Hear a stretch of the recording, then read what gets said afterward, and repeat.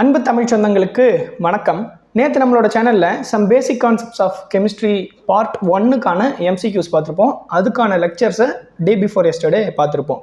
இப்போ அதை கண்டினியூ பண்ண போகிறோம்னா கிடையாது. இன்றைக்கி ஃப்ரைடே அப்படிங்கிறனால இன்றைக்கி ஃபிசிக்ஸ்க்கான schedule. So physics first lesson units and மெஷர்மெண்ட்ஸை ஸ்டார்ட் பண்ண போகிறோம். ஸோ அப்போ சம் பேசிக் கான்செப்ட்ஸ் ஆஃப் கெமிஸ்ட்ரியினுடைய மீதி பார்ட் எப்போ வரும் அப்படின்னா next chemistry schedule, which means next week Wednesday வரும். அண்ட் நெக்ஸ்ட் வீக் தேர்ஸ்டே அதுக்கான எம்சிக்யூஸ் வரும். ஸோ வாங்க நம்ம இப்போது physics first lesson units and மெஷர்மெண்ட்ஸை பார்ப்போம். ஸோ லெசன் பேர் யூனிட்ஸ் அண்ட் மெஷர்மெண்ட்ஸ். லெசன் பேர்லேருந்து நமக்கு என்ன தெரியுது? ஒட்டுமொத்தமாக ஃபிசிக்ஸில் இருக்கக்கூடிய எல்லா விஷயம், லென்த்து, ஃபோர்ஸு, மொமெண்டம், அது இதுன்னு எல்லாத்தினுடைய யூனிட்ஸ் என்னென்ன அப்படிங்கிறத பற்றி நம்ம படிக்க போகிறோம். அண்ட் அதெல்லாம் எப்படி மெஷர் பண்ணுறாங்க, மெஷர் பண்ணுறதுக்கு ஏதேனும் இன்ஸ்ட்ருமெண்ட்ஸ் இருக்கா, எப்படியெல்லாம் மெஷர் பண்ணணும் அப்படிங்கிறத குறித்து தான் இந்த சாப்டர் ஃபுல்லாக நம்ம பார்க்க போகிறோம். ஓகே, ஃபர்ஸ்ட் பாருங்கள், மெஷர்மெண்ட்டுக்கு ஒரு டெஃபினிஷன் கொடுத்துருக்காங்க. என்ன? Comparison of any physical quantity with its standard unit is called measurement. அது என்னப்பா கம்பேரிஷன் ஆஃப் ஃபிசிக்கல் குவான்டிட்டி? அதாவது கிராம்ஸ் இருக்குது, ஒரு 100 கிராம்ஸ் இருக்குது, அதை ஒரு கிலோகிராம் கூட கம்பேர் பண்ணுறோம் இல்லையா, அதுக்கு பேர் தான் மெஷர்மெண்ட் அப்படின்னு சொல்கிறது. இப்போது என் கையில் ஒரு கொஞ்சோண்டு பருப்பு கொடுத்துட்டாங்க. அந்த பருப்பு எவ்வளவு அப்படிங்கிறத நான் எதை வச்சு மெஷர் பண்ணுவேன், எதை அடிப்படையாக வச்சு மெஷர் பண்ணுவேன்? ஒரு கிலோகிராம் எனக்கு தெரியும் எவ்வளோ அப்படின்னு. அந்த ஒரு கிலோகிராமுக்கு கம்மியாக இருக்கா, எவ்வளோ கம்மியாக இருக்குங்கிறத பொறுத்து அது 500 கிராம் 600 கிராம் அப்படின்னு சொல்லுவேன். இல்லை அந்த ஒரு கிலோகிராமுக்கு அதிகமாக இருக்கா, 2 மடங்காக இருக்கா, 3 மடங்காக இருக்கா அப்படிங்கிறத பொறுத்து அது 2 கிலோ 3 கிலோ அப்படின்னு சொல்லுவேன் இல்லையா. ஸோ நான் இதை எப்படி சொல்கிறேன்? அந்த ஒரு கிலோ அப்படிங்கிற ஸ்டாண்டர்ட் மெஷர்மெண்ட்ஸ், கிலோகிராம் அப்படிங்கிற யூனிட்டை ஸ்டாண்டர்டாக வச்சு அதை கம்பேர் பண்ணி தானே இது 500 கிராம் 600 கிராமனோ அல்லது 2 கிலோ 3 கிலோ அப்படின்னு நான் சொல்கிறேன் இல்லையா. ஸோ அதைத்தான் சொல்கிறாங்க comparison of any physical quantity with it standard unit. இங்கே ஸ்டாண்டர்ட் யூனிட்டுங்கிறது நம்ம எடுத்துக்கிட்டது கிலோகிராம், இஸ் கால்டு மெஷர்மெண்ட் அப்படின்னு சொல்கிறாங்க. Okay, fine. ஃபிசிக்கல் குவான்டிட்டிஸ்னால் என்னென்ன? All the quantities in terms of which laws of physics are described whose measurement is necessary are called physical quantities. அதாவது laws of physics நிறைய இருக்குது. Law of conservation of energy இருக்குது, Newton's 3 laws of motion இருக்குது, இந்த மாதிரி நிறைய loss இருக்குது. இந்த லாஸ்லலாம் யூஸ் பண்ணக்கூடிய டேர்ம்ஸ் அதுக்கு பேர் தான் ஃபிசிக்கல் குவான்டிட்டிஸ். இப்போ எக்ஸாம்பிளுக்கு நியூட்டன்ஸ் லா ஆஃப் மோஷனில் second law of motion, force equal to mass into acceleration அப்படிங்கிறத வச்சுக்கிட்டோம் அப்படின்னா அதில் ஃபோர்ஸுங்கிறது ஒரு ஃபிசிக்கல் குவான்டிட்டி, மாஸுங்கிறது ஒரு ஃபிசிக்கல் குவான்டிட்டி, ஆக்சலரேஷன் அப்படிங்கிறது ஒரு ஃபிசிக்கல் குவான்டிட்டி இல்லையா. ஸோ இந்த மாதிரி லாஸ் ஆஃப் ஃபிசிக்ஸில் இருக்கக்கூடிய எல்லா டேர்ம்ஸை பற்றியும் எல்லா டேர்ம்ஸுக்கும் பேர் தான் ஃபிசிக்கல் குவான்டிட்டி. அது ஒவ்வொன்றும் ஒவ்வொரு ஃபிசிக்கல் குவான்டிட்டி அப்படின்னு சொல்கிறாங்க. And whose measurement is necessary அப்படின்னு சொல்கிறாங்க. ஆமாவா? இப்போது ஆக்சலரேஷன் அப்படிங்கிறது நம்ம மெஷர் பண்ணால் தான் அது ஆக்சலரேஷன் நமக்கு தெரியும். மாஸ் அப்படிங்கிறது எவ்வளோன்னு மெஷர் பண்ணால் தான் நமக்கு தெரியும். அப்போது இந்த ஃபிசிக்கல் குவான்டிட்டி எவ்வளோ அப்படிங்கிறத மெஷர் பண்ண வேண்டியதும் அவசியமாக இருக்குது. அப்போனா தான் அந்த நியூட்டன்ஸ் லா ஆஃப் மோஷன்லையோ அல்லது லாஸ் ஆஃப் ஃபிசிக்லையோ அதை நம்ம அப்ளை பண்ண முடியும் இல்லையா. ஸோ இந்த 2 பாயிண்ட்டு, லாஸ் ஆஃப் ஃபிசிக்ஸை சொல்லக்கூடியது மற்றும் மெஷர்மெண்ட்டு நெசசரியாக இருக்கணும் அப்படிங்கிறதுக்கு பேர் தான் ஃபிசிக்கல் குவான்டிட்டிஸ் அப்படின்னு சொல்கிறாங்க. ஓகே, யூனிட்ஸ் அப்படின்னு என்னென்னா a definite amount of physical quantity is taken as a standard unit. எக்ஸாம்பிளுக்கு நம்ம திருப்பி பருப்புக்கே வருவோமே, அல்லது ஆப்பிள். இப்போது ஒரு 4 ஆப்பிள் சேர்ந்தால் 1 கிலோகிராம் அப்படிங்கிறது, அந்த 1 கிலோகிராம் அப்படின்னு நான் ஃபிக்ஸ் பண்ணி வச்சுருக்கேன் இல்லையா. அது 4 ஆப்பிளாக இருக்கலாம், இல்லை சின்ன சின்ன ஆப்பிளாக இருந்தால் 6 ஆப்பிளாக இருக்கலாம், இல்லை பெரிய பெரிய ஆப்பிளாக இருந்தால் 2 ஆப்பிளாக கூட இருக்கலாம். ஸோ அந்த 1 கிலோகிராம் அப்படின்னு ஒரு ஸ்டாண்டர்டான மெஷர்மெண்ட் வச்சுருக்கேன் இல்லையா, அதுதான் அந்த ஃபிசிக்கல் குவான்டிட்டி. வெயிட் அப்படிங்கிற ஃபிசிக்கல் குவான்டிட்டி, மாஸ் அப்படிங்கிற ஃபிசிக்கல் குவான்டிட்டிக்கான ஸ்டாண்டர்ட் யூனிட். அதை தான் சொல்கிறாங்க டெஃபினைட் அமௌண்ட். அந்த டெஃபினைட் அமௌண்ட் எவ்வளோவா வேணால் இருக்கலாம், இவ்வளோ தான் அப்படின்னு நம்ம டிசைட் பண்ணுறது இல்லை, ஆல்ரெடி ஃபிக்ஸ் பண்ணி வச்சுருக்கிறது. ஸோ ஒரு குறிப்பிட்ட amount, definite amount of physical quantity is taken as its standard unit. Kilogram, seconds, metre, இது எல்லாமே ஸ்டாண்டர்ட் யூனிட்ஸ் தான். Okay, the standard unit should be easily reproducible, internationally acceptable. ஒரு க்ரைட்டீரியா. ஈஸிலி ரீப்ரொடியூசபிள்னா என்ன? Kilogram அப்படிங்கிறத நான் ஈஸியாக கொண்டு வர மாதிரி இருக்கணும். இப்போ எக்ஸாம்பிளுக்கு நான் டன் அப்படின்னு வச்சுட்டேன்னு வச்சுக்கோங்க, டன்னுங்கிறது தான் எஸ் யூனிட் அப்படின்னு நான் வச்சுட்டேன் அப்படின்னா, நான் வீட்டில் யூஸ் பண்ணுற பருப்போ, அரிசியோ, ஆப்பிளோ, ஆரஞ்சோ, தக்காளி பழமோ எப்படி நான் மெஷர் பண்ணுறது? ஏன்னா டன்னுங்கிறது அவ்வளோ பெரிய குவான்டிட்டி. ஸோ அப்போ அது ஈஸியாக ரீப்ரொடியூஸ் பண்ண முடியாது, ஈஸியாக நம்மளால் அதை கொண்டு வர முடியாது இல்லையா. அப்போது ஈஸியாக ரீப்ரொடியூஸ் பண்ணக்கூடியதாக இருக்கணும், அந்தளவுக்கு கம்மியான வேல்யூவாக இருக்கணும். ஸோ கிலோகிராம் அப்படிங்கிறது நம்ம ரெகுலராக யூஸ் பண்ணக்கூடிய வெயிட். ஸோ அது ஈஸிலி ரீப்ரொடியூசபிள். ரெண்டாவது இன்டர்நேஷ்னலி அக்செப்டபிள். இன்டர்நேஷ்னலாக கிலோகிராம் அப்படிங்கிறத அக்செப்ட் பண்ணிக்கிறாங்களா அப்படின்னு கேட்டால் எஸ், அக்செப்ட் பண்ணிக்கிறாங்க. அண்டு சில இடத்துல பவுண்ட்ஸ் அப்படிங்கிறதும் யூஸ் பண்ணுறாங்க. பட் இன்டர்நேஷ்னல் சிஸ்டம் படி வெயிட்டினுடைய மாஸினுடைய யூனிட் அப்படிங்கிறது கிலோகிராம் தான். ஓகேப்பா. ஃபண்டமெண்டல் யூனிட்ஸ், அது என்ன ஃபண்டமெண்டல் யூனிட்ஸ்? பேர்லேயே இருக்குது, ஃபண்டமெண்டல், அடிப்படை. மொத்தமாக இந்த லாஸ் ஆஃப் ஃபிசிக்ஸ்க்கான அடிப்படை அப்படின்னு. இப்போ இது ஆக்சலரேஷன் அப்படிங்கிறது அடிப்படையா அப்படின்னு கேட்டால் கிடையாது. வெலாசிட்டி அப்படிங்கிறது அடிப்படையா அப்படின்னு கேட்டால் கிடையாது. ஏன்னா வெலாசிட்டியோட ஃபார்முலா என்ன? Velocity is equal to displacement by time. டிஸ்பிளேஸ்மெண்ட்னுடைய யூனிட் என்ன? மீட்டர். ஆர் டிஸ்டன்ஸ்னுடைய யூனிட் என்ன? மீட்டர். டைம்னோட யூனிட் என்ன? செகண்ட்ஸு. ஸோ இந்த டிஸ்டன்ஸ் அண்ட் டைம் அப்படிங்கிற ஃபண்டமெண்டல் குவான்டிட்டியில் இருந்து தான் வெலாசிட்டி அப்படிங்கிற டிரைவ்டு குவான்டிட்டி வந்திருக்கு. இதிலிருந்து இதை டிரைவ் பண்ணியிருக்காங்க இல்லையா, அதனால் அதுக்கு பேர் டிரைவ்டு குவான்டிட்டி. அப்போது ஃபண்டமெண்டல் குவான்டிட்டிங்கிறது என்னென்ன? மொத்தம் 7 விஷயம் தான் இருக்குது. ஃபஸ்ட்டு லென்த்து, அதனோட யூனிட் மீட்டர். மாஸு, அதனோட யூனிட் கிலோகிராம். வெயிட்டு கிடையாது. வெயிட் வேறு, மாஸ் வேறு. Weight is the measurement of amount of gravitational force acting on a body. அதாவது ஒரு பொருள் மேலே எவ்வளவு கிராவிடேஷனல் ஃபோர்ஸ் ஆக்ட் ஆகுது அப்படிங்கிறது தான் வெயிட்டு. பட் மாஸ் அப்படின்னா என்ன அப்படின்னா, அதுதான் actual amount of substance content in the body, actual amount of matter content in the body. அதாவது ஒரு பொருளுக்குள்ள ஆக்சுவலாக எவ்வளவு விஷயம் இருக்குது, அது எவ்வளவு மாஸ் அப்படிங்கிறது தான் மாஸ் அப்படின்னு சொல்கிறது. வெயிட்டுங்கிறது கிராவிடேஷனை பொறுத்தது. அப்போது மூணில் கொண்டு போய் நான் வெயிட் வச்சேன் அப்படின்னா மாறுமா அப்படின்னு கேட்டால் நிச்சயமாக மாறும். ஆனால் மாஸ் அப்படிங்கிறது, ஒரு ஆப்பிளுக்கான மாஸ் இங்கே ஒரு 500 கிராம் அப்படின்னா, அதை நான் மாஸில் மூணில் கொண்டு போய் நான் வச்சேனா அப்படின்னா கூட அதனுடைய மாஸ் அப்படிங்கிறது 500 கிராமாக தான் இருக்கும். ஆனால் வெயிட்டுங்கிறது இங்கே ஒரு 500 கிராம் அப்படின்னா மூணில் கொண்டு போய் வச்சுன்னா அதனுடைய வெயிட்டு குறைஞ்சிரும். ஏன்னா மூணில் கிராவிட்டி கம்மி. ஸோ வெயிட்டுங்கிறது கிராவிட்டியை பொறுத்து மாறக்கூடியது. பட் மாஸுங்கிறது ஓவராலாக யூனிவர்ஸில் எங்கே போனாலும் மாறாதது. ஓகே. அடுத்தது டைம். நமக்கு தெரியும், அதனோட யூனிட் செகண்ட்ஸு.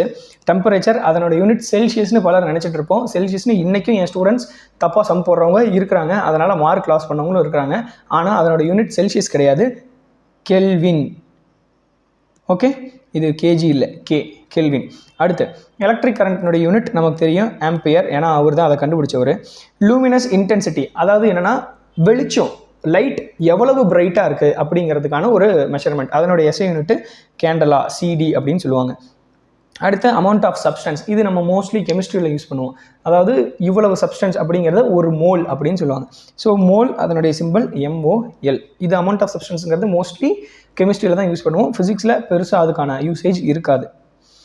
அடுத்து சப்ளிமெண்ட்ரி ஃபண்டமெண்டல் யூனிட்ஸ், அதாவது ஃபண்டமெண்டல் யூனிட்ஸ்னு ஒன்று கண்டுபிடிச்சதுக்கப்புறமா எக்ஸ்ட்ரா காலப்போக்கில் கண்டுபிடிக்கப்பட்ட ஃபண்டமெண்டல் யூனிட்ஸ் என்னென்ன அப்படின்னா ரேடியன் அண்ட் ஸ்டெரிடியன். இந்த ரேடியன் அண்ட் ஸ்டெரிடியன் அப்படிங்கிறது measures plane angle and solid angle respectively. Plane angle அப்படின்னா என்ன? இப்போ எக்ஸாம்பிளுக்கு இந்த 2 விரல் அப்படின்னா இந்த 2 விரலும் ஒரே பிளேனில் இருக்குது இல்லையா, இது 2க்கு இடையில் இருக்கக்கூடிய ஆங்கிள் தான் பிளேன் ஆங்கிள். இதை எதை வச்சு மெஷர் பண்ணலாம் அப்படின்னா ரேடியன் அப்படிங்கிறத வச்சு மெஷர் பண்ணலாம். அதே சாலிட் ஆங்கிள் அப்படிங்கிறது என்ன அப்படின்னா, இப்போ எக்ஸாம்பிளுக்கு ஒரு கோன், இப்படி ஒரு கோன் இருக்குது அப்படின்னு வச்சுக்கோங்களேன். இந்த கோனுக்கு இங்கே ஒரு ஆங்கிள் இருக்கும் இல்லையா, இந்த ஆங்கிள்ங்கிறது இப்படி இருக்கும் அந்த ஆங்கிள். ஸோ நம்ம இப்போ பிளேன் அப்படின்னா அதனுடைய ஆங்கிள் இப்படி தான், இது ஒரு பிளேன் தான். ஆனால் ஒரு கோன் அப்படின்னா அதனுடைய ஆங்கிள் அடியில் இப்படி இருக்கும் இல்லையா, ரவுண்ட் ஷேப்பில் இருக்கும் இல்லையா, அதுக்கு பேர் தான் சாலிட் ஆங்கிள். அதனுடைய யூனிட் ஸ்டெரிடியன், அதனுடைய சிம்பிள் SR. ஓகே. அடுத்து இப்போது those physical quantities which are derived from fundamental quantities are called derived quantities. நம்ம மேலே பார்த்தோம் இல்லையா, வெலாசிட்டி அப்படிங்கிறது ஒரு derived quantity அப்படின்னு அதான் சொல்கிறாங்க. ஃபண்டமெண்டல் குவான்டிட்டியில் இருந்து டெரைவ் பண்ணப்பட்ட quantities derived quantities. Okay.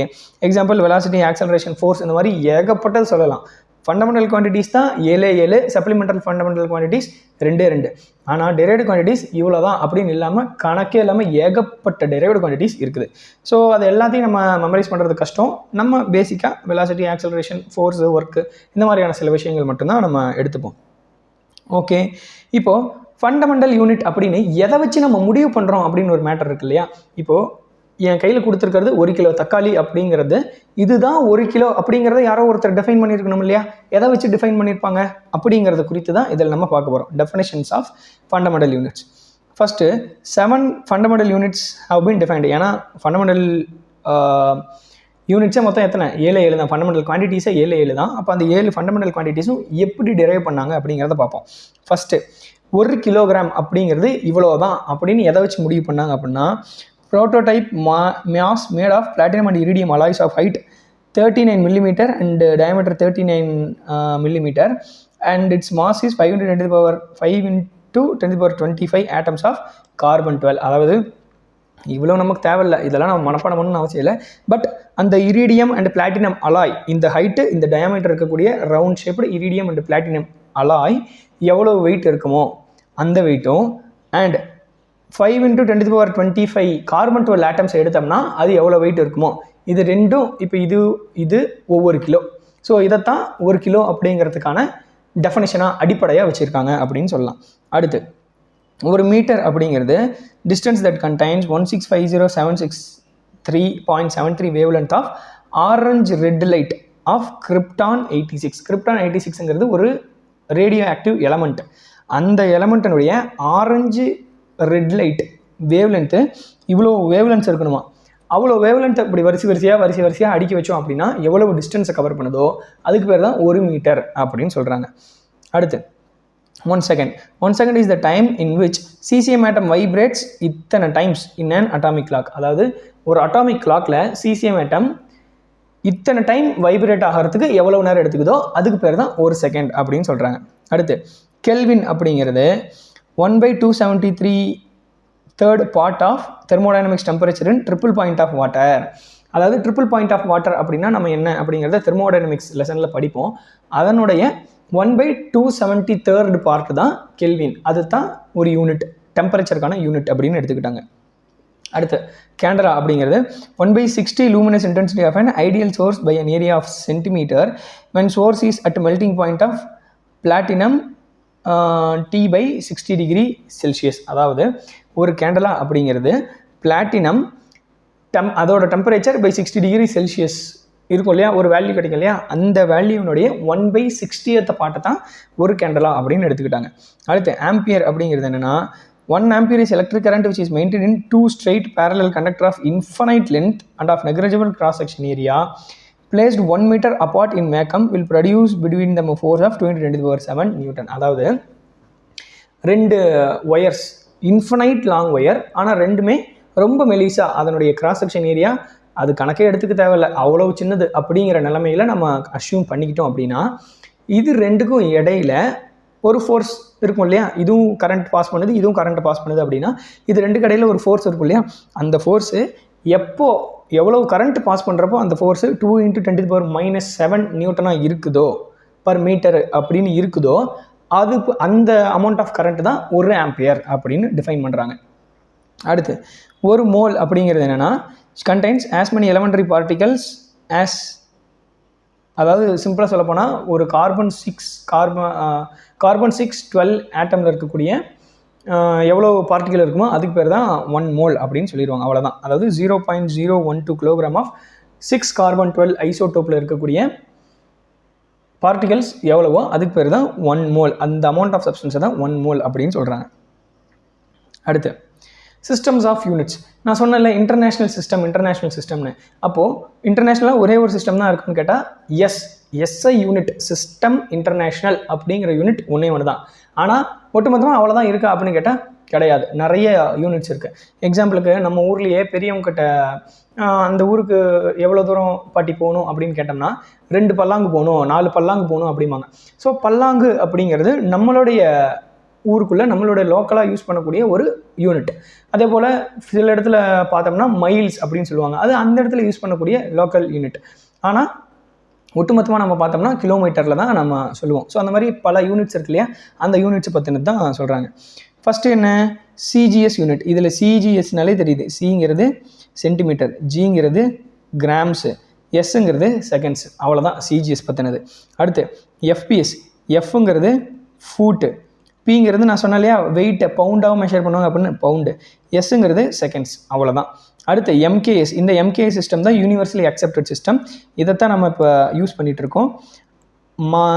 M என்னது mass, which is metre, sorry எம்ங்கிறது மீட்டர், கேங்கிறது கிலோகிராம், எஸ்ஸுங்கிறது செகண்ட்ஸ். இதுதான் universally accepted system SI unit.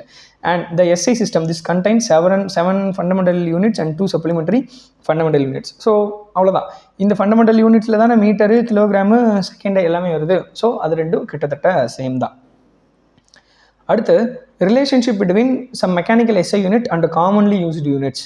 இது வந்து நம்ம மெமரைஸ் பண்ண வேண்டிய விஷயம். அதாவது மெக்கானிக்கல் எஸ்ஐ யூனிட் அப்படிங்கிறது என்னென்னா நம்ம ஃபிசிக்ஸில் ரெகுலராக யூஸ் பண்ணக்கூடிய சில யூனிட்ஸ் இருக்குது. இப்போ எக்ஸாம்பிளுக்கு ரொம்ப சின்ன ஒரு பாக்டீரியா அதை நம்ம மீட்டரில் சொல்ல முடியாது, மைக்ரோமீட்டரில் சொல்லுவோம் அல்லது பிக்கோமீட்டரில் சொல்லுவோம். அதே போல் ரொம்ப பெரிய டிஸ்டன்ஸ் இங்கேருந்து ஸ்பேஸுக்கு இருக்கக்கூடிய டிஸ்டன்ஸ் அப்படிங்கிறதையும் நம்மளால் மீட்டரில் சொல்ல முடியாது.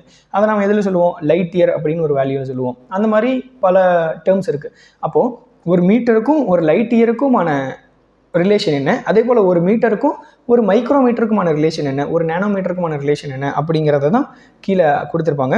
இது ஃபுல்லாகவே நம்ம மெமரைஸ் பண்ணி தான் ஆகணும். ரைட்டா, இது ஃபுல்லாகவே மெமரைஸ் பண்ணி தான் ஆகணும். Okay fine. இது அப்ராக்சிமேட் மாசஸ் இது பற்றி நமக்கு பெருசாக தேவையில்லை. ஏன்னா இது ரிலேட்டடாக சம்ஸ் கேட்டிருந்தாலும் நீட்லேயும் சரி ஜேஇலையும் சரி ஆர் போர்டு எக்ஸாம்லேயும் சரி சம் கேட்டாலும் கீழே வந்து ப்ராக்கெட்டில் mass of the sun consider mass of the earth அப்படின்னு அந்த வேல்யூவும் கொடுத்துருவாங்க. ஸோ இது பெருசாக நமக்கு தேவையில்லை. ஓகே, அவ்வளோதான் இந்த வீடியோ. நம்ம பார்த்த வரைக்கும் ஃபண்டமெண்டல் யூனிட்ஸ், டெரைவ்டு யூனிட்ஸ், அதுக்கு இடையில் இருக்கக்கூடிய relationship, definitions of fundamental units, மெஷர்மெண்ட்னா என்ன, யூனிட்னா என்ன, இது குறித்த ஒரு புரிதல் உங்களுக்கு கிடச்சிருக்கும் அப்படின்னு நினைக்கிறேன். இந்த வீடியோ உங்களுக்கு பிடிச்சிருக்கும் புரிஞ்சிருக்கும்னு நம்புகிறேன். ஸோ இந்த வீடியோவை லைக் பண்ணிவிட்டு பாருங்கள். நிறைய பேர் சப்ஸ்கிரைப் பண்ணாமல் நம்ம வீடியோ பார்த்துட்ருக்கீங்க. ஸோ வீடியோவை சேனலை சப்ஸ்கிரைப் பண்ணிவிட்டு வீடியோ பாருங்கள். அண்ட் உங்களோட classmates, friends NEET, JEE, board எக்ஸாமுக்கு ப்ரிப்பேர் பண்ணிகிட்ருக்காங்க அப்படிங்கிற பட்சத்தில் அவங்களுக்கு இந்த சேனலை ஷேர் பண்ணி, இந்த வீடியோவை ஷேர் பண்ணி அவங்களுக்கும் நம்ம ஹெல்ப் பண்ணலாம். ஸோ தட் ஒரு கம்யூனிட்டியாக நம்ம க்ரோ ஆக முடியும்.